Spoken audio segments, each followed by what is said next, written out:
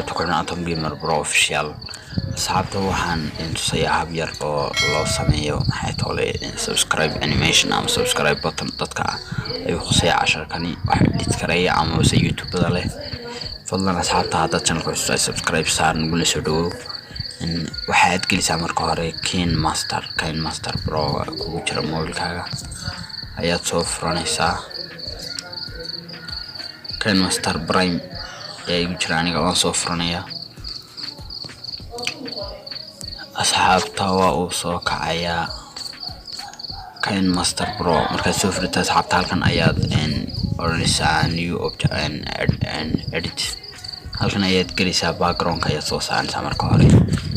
background marka soo saartay waan jiidayaa markaan jiidaa asxaabta ilaa barta aan geeyo waan ka noqonayaa waxaan soo qaadanayaa green screen ki subscribe animation asxaabta wada aragtaan waa aan keenay green screen ki waa kaas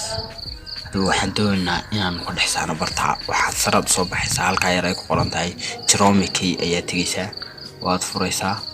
wada aragtaan asxaabta inuu inoo soo baxay subscribe animation oo kaliya oo aan wadan hay'ado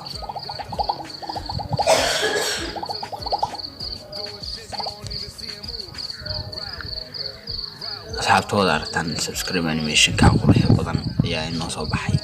markaad bartaan maraysid halkaas ayaad kadka oranaysaa bartan ayaad tagaysaa clip out ayaad oranaysaa bartan ayaad tagaysaa clip out ayaad oranaysaa waa ka asxaabta ilaa imka waan daarnaa waa tan asxaabta green screen ka waan ka reebnay waxana aan ka dhignay tole subscribe button animation صح